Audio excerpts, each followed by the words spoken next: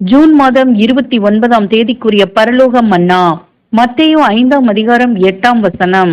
இருதயத்தில் சுத்தமுள்ளவர்கள் பாக்கியவான்கள், அவர்கள் தேவனை தரிசிப்பார்கள்.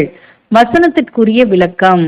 இருதயத்தில் சுத்தமுள்ளவர்கள் என்று சொல்லும்போது நம்முடைய நடத்தையையோ வார்த்தையையோ சிந்தனைகளையோ குறிக்காமல் சகலத்தையும் பூரணமாக செய்ய வேண்டும் என்னும் நோக்கம் நமக்குள் இருப்பதையே குறிக்கும். நம் சிந்தனையும் வார்த்தையும் செய்கையும் பூர்ணப்பட்டதாக காணப்பட வேண்டும் என்பதே நம் வாஞ்சையாக காணப்பட வேண்டும்.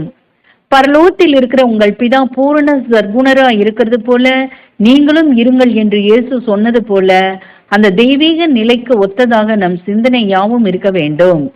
தேவன் நமக்கு குறைவை வைக்காமல் கிறிஸ்துவின் மூலம் கிருபையையும் இரக்கத்தையும் சமாதானத்தையும் தந்திருக்கின்றார்.